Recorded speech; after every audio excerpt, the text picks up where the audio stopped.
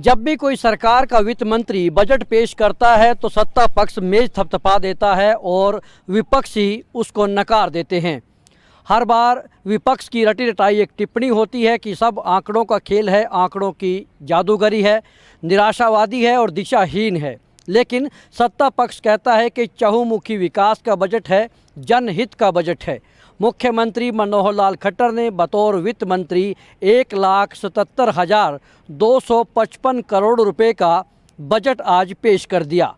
इसी के साथ हरियाणा के ऊपर कर्ज भी बढ़कर 2,43,000 करोड़ रुपए हो गया। आने वाले वित्त वर्ष में लगभग 20,000 करोड़ का कर्ज प्रदेश के ऊपर और बढ़ जाएगा। सत्ता पक्ष ने इसको कहा है कि हमारी जीडीपी बढ़ रही है, उस लिहाज से ये कर्ज कोई ज़्यादा बड़ा आंकड़ा नहीं है। आखिर इस बजट का सार है क्या? कितना ये मुफीद रहेगा? क्या वास्तव में जो जीडीपी है उसके लिहाज से कर्ज बढ़ा है? क्या कर्ज लेना सरकारों की मजबूरी होता है? किस तरह से ये सब आगे बढ़ेगा? ये ताना बाना जो है इसको हम समझने की कोशिश करेंगे। हमारे साथ मौजूद हैं आर्थिक मामलों के विशेषज्ञ डॉक्टर बिमल अंजुम। डॉक्टर साहब, आपका स्वागत है। धन्यवाद सर। आज जो मुख्यमंत्री जी ने ये बजट पेश किया है, आप इसको मुख्य तौर पर देखते कैसे हैं? ये किस तरह का बजट है आपके लिहाज से? मैं ये मानता हूँ कि जो बजट पेश हुआ ये एक आश्चर्यजनक था। आज तक का इतिहास ये बताता था कि हरियाणा सरकार जो बजट पेश करती है वो सेंट्रल गवर्नमेंट को कॉपी करती है, परंतु इस बजट में ऐसा कुछ देखने को नहीं मिला। रीज़न बिंग क्या था कि जिन जिन तत्वों पे सेंट्रल गवर्नमेंट ने कॉन्सेंट्रेट किया था उनको ध्यान में न रख के सरकार ने ये जो बजट पेश किया है ये एक आर्थिक बजट कम एक सोशल बजट ज़्यादा दिखाई पड़ता है। सरकार ने इसमें जो कोशिश की वो ज़्यादा किया कि हम सोशल वेलफेयर की स्कीम्स के ऊपर जाएंगे। हालांकि उन्होंने कहीं पर भी जो लोगों का फियर था कि वो बुढ़ापा पेंशन को कम करेंगे या फिजिकली हैंडीकैप्ड विडो पेंशन वगैरह कम होगा, बजट में इस तरह का कोई प्रावधान नहीं है। सेकेंडरी अगर आप देखें कि किसी भी बजट के 3 आधारभूत स्तंभ होते हैं, उनमें जो सबसे पहला स्तंभ होता है वो होता है कि शिक्षा क्षेत्र, क्योंकि अगर किसी स्टेट की एजुकेशन सेक्टर ग्रो करता है तो सारा ग्रो करता है। सेकेंडरी है हेल्थ और थर्ड है बेसिक इंफ्रास्ट्रक्चर। तो इस बजट ने तीनों सेक्टर्स में ग्रोथ इंडिकेट किया। इन्होंने एजुकेशन का बजट बढ़ाया, हेल्थ का बजट बढ़ाया और साथ ही साथ इंफ्रास्ट्रक्चर के ऊपर जो कैपिटल एक्सपेंडिचर होता है उसके ऊपर खर्चा करने की कोशिश की। जब हम कैपिटल एक्सपेंडिचर कोई भी स्टेट ज़्यादा करता है तो उसका इम्पैक्ट सिर्फ और सिर्फ एक इंफ्रास्ट्रक्चर डेवलपमेंट नहीं होता, उसका एलाइड इंडस्ट्रीज़ के ऊपर भी इम्पैक्ट आएगा। उसमें आपका माइनिंग हुआ, स्टील हुआ, सीमेंट हुआ, लेबर क्लास हुआ, उन सब का बजट जाएगा। सबसे सराहनीय जो कदम इस बजट में देखने को मिला और लेबर क्लास को एड्रेस किया गया, और लेबर क्लास को एड्रेस करते टाइम उसका जो बजट था उसके प्रोविजंस को बढ़ाया गया। सेकेंडरी हेल्थ सेक्टर में 40 किलोमीटर के ऊपर 100 बेड्स के बेड का हॉस्पिटल का प्रोविजन करना आपने आप में एक सराहनीय कदम है। थर्ड इम्पॉर्टेंट बात, अगर हम एजुकेशन की बात करें, एजुकेशन में ये भी ध्यान रखा गया कि किस तरह से हम एजुकेशन को प्रमोट कर सकते हैं, मीन्स स्मार्ट स्कूल्स बढ़ा सकते हैं। और सेकेंडरी हमने ये भी कॉन्सेंट्रेट किया कि जो सीनियर सेकेंडरी स्कूल्स हैं उनमें नॉर्मली लाइब्रेरी का प्रोविज़न नहीं होता था। तो इस सरकार ने इस बात को देखा कि लाइब्रेरी एक इम्पोर्टेंट कंपोनेंट होता है, चाहे वो डिजिटल हो चाहे वो जनरल हमारा ट्रेडिशनल मैनुअल सिस्टम हो, तो इन्होंने उसको लाइब्रेरी को एड्रेस किया। जहाँ तक हम इस बजट का दूसरा एंगल देखते हैं, PWD B&R जो एक बेसिक आपको सभी तरह की फैसिलिटी प्रोवाइड करता है, उसके बजट को एड्रेस किया गया है। और सबसे सराहनीय कदम क्या है कि जो हमारे मेधावी छात्र थे उनके लिए जो स्कीम्स होती थी वो लिमिटेड थी कि कुछ उसमें शेड्यूल कास्ट जनरल कास्ट को उसमें इग्नोर किया जाता था। परंतु इस बजट में ये भी रखा गया कि जिनकी annual income less than 4 lakh है वो सबको बेनिफिट दिया जाएगा, चाहे वो किसी भी कास्ट से जाति से संबंध रखते हों। और साथ के साथ जो बच्चे इंटीरियर रीजन से आते हैं उनको एक ट्रांसपोर्टेशन एक बिग प्रॉब्लम था, परंतु सरकार ने सबको फ्री न देके सिर्फ गर्ल्स के पॉइंट ऑफ व्यू से उसमें बोला कि हम उसको फ्री करेंगे।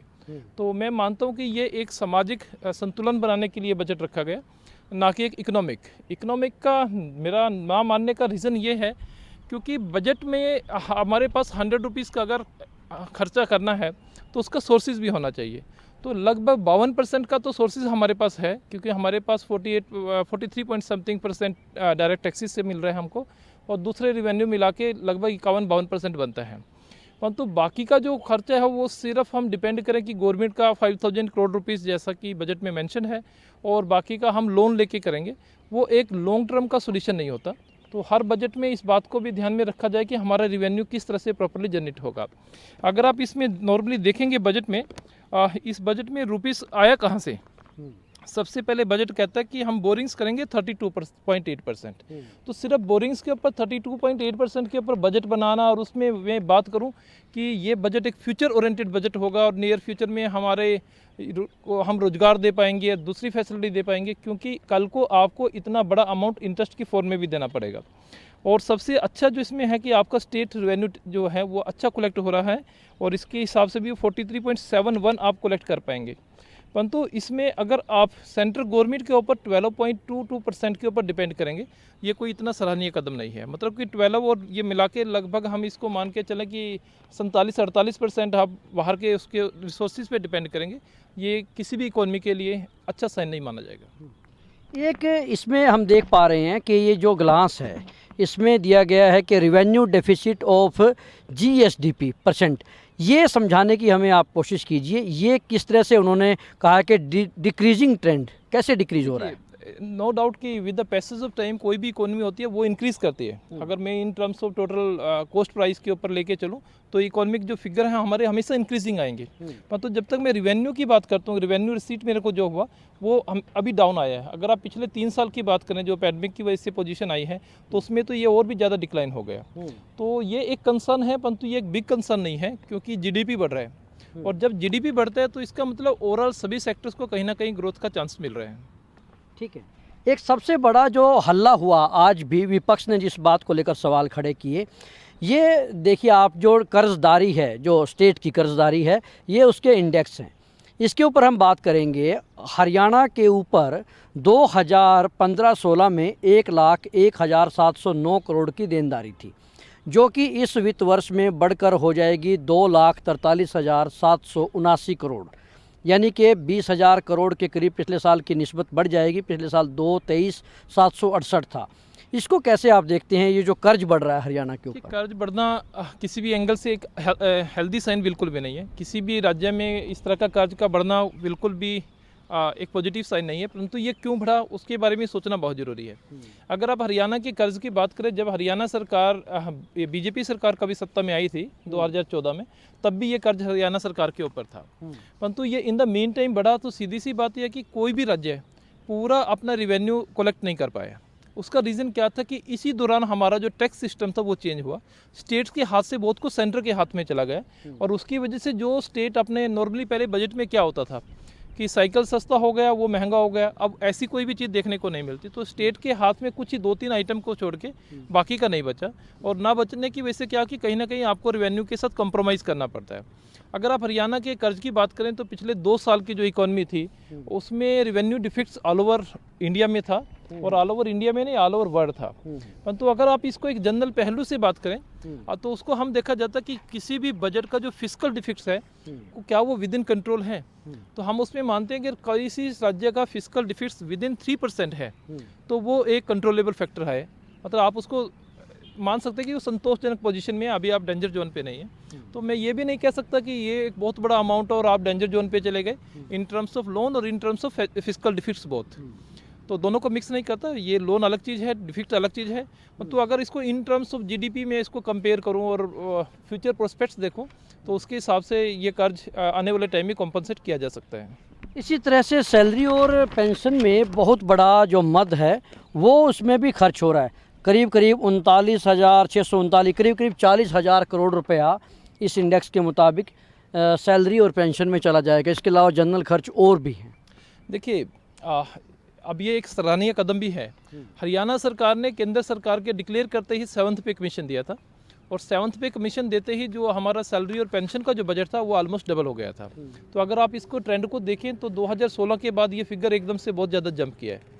तो अगर मैं इसको general activity point of view से देखूं कि क्या इसके एम्प्लॉइज़ खुश हैं, तो ये एक इंडिकेट करता कि हरियाणा अपने स्टाफ को अपने राज्य में सैलरी वगैरह स्ट्रक्चर उसका संतोषजनक है।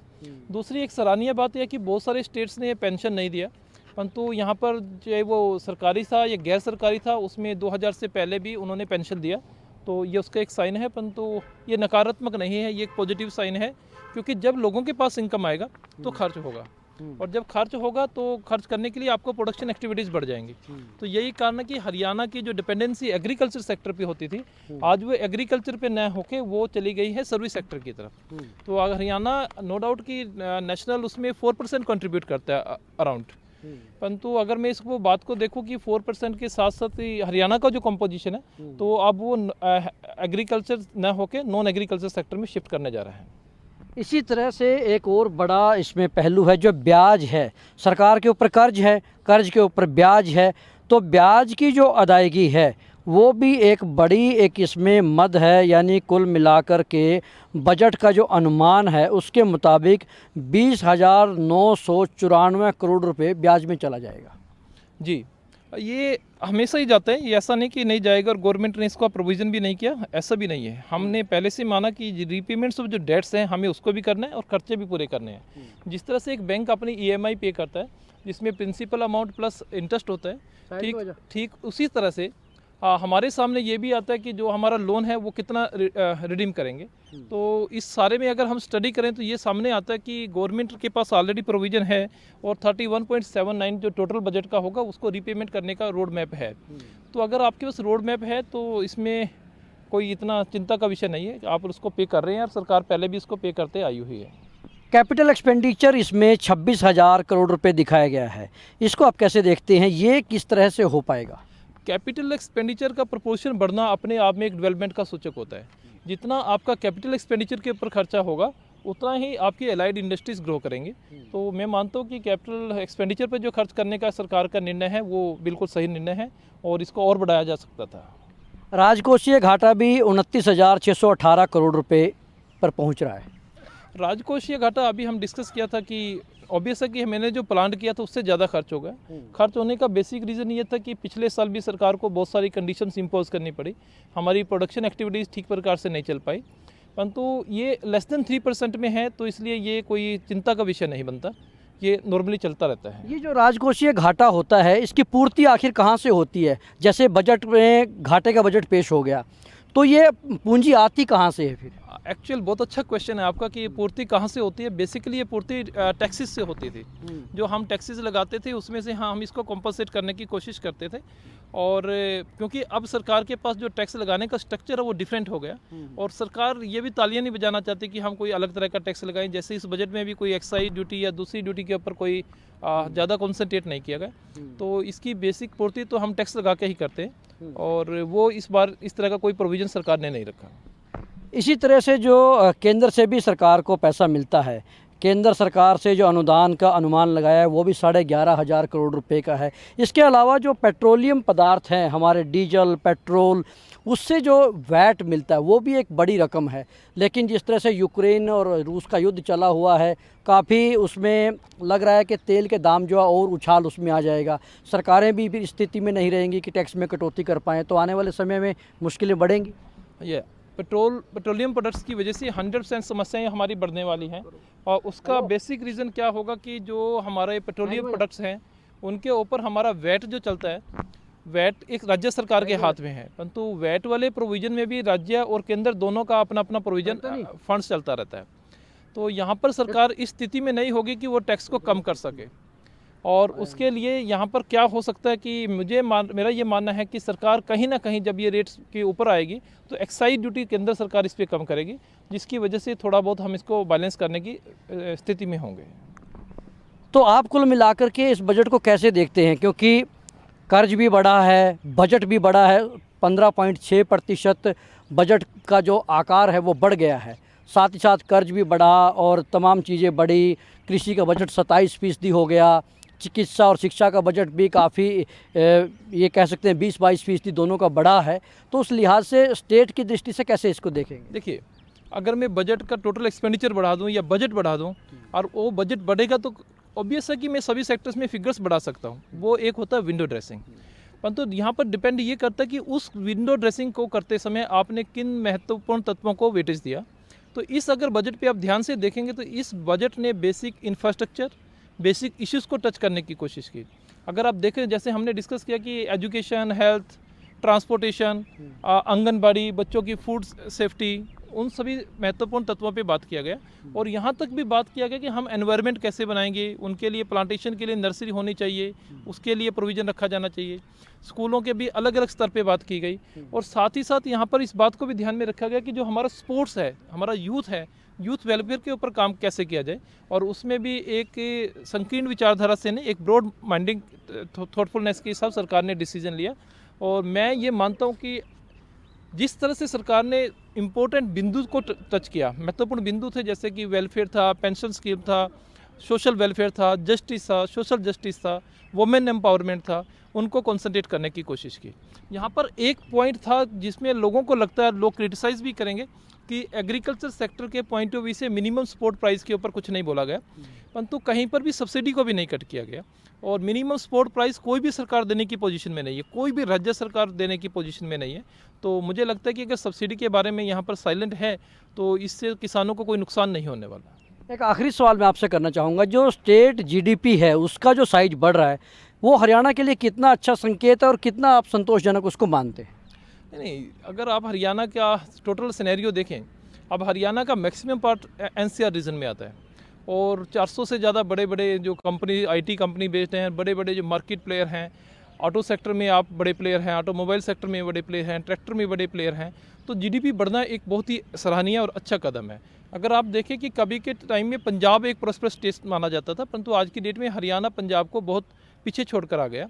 उसका रीज़न ये था कि यहाँ पर जीडीपी कॉन्टीन्यूसली बढ़ता गया और सेक्टर इसने शिफ्ट किया। सेक्टर इसका शिफ्ट का मतलब ये कि एक एग्रीकल्चर से ये एक मैन्युफैक्चरिंग हब की तरफ चला गया और मैन्युफैक्चरिंग हब में जब आपकी ग्रोथ होती है तो उसके साथ एलाइड इंडस्ट्रीज़ की ग्रोथ होती है और उससे न ही केवल आपकी जीडीपी बढ़ती है, आपकी नेशनल जीडीपी बढ़ती है, नेशनल इनकम बढ़ती है।